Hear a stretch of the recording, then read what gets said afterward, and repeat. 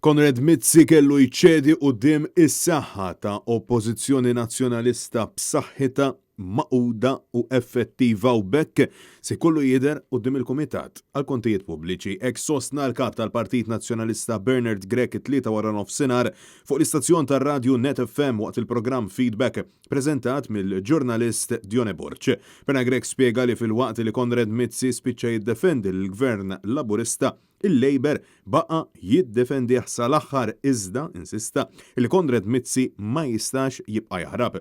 Rigward l-istħarriġ pubblikat mill-kumpanija tal-awdituri EY fejn wera illi bosta investituri barranin ma jarawx lil pajjiżna bħala wieħed ideali biex jinvestu flushom fih, Bernard Grech saħaq li din ma hija aħbar sabiħa xejn u hija waħda li verament għandha tinkwetana.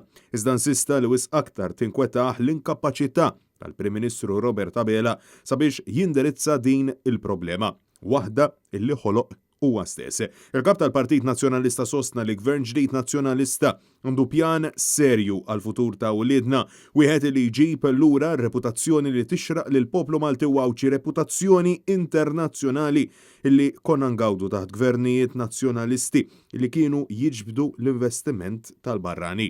Bernard Grech sa illi pajjiżna jeħtieġlu gvern illi jaf fejn irid imur, gvern illi verament jagħti l-opportunitajiet lil kulħadd u mhux biss jimxi bid-direct orders illi jagħti lil ta' madwaru.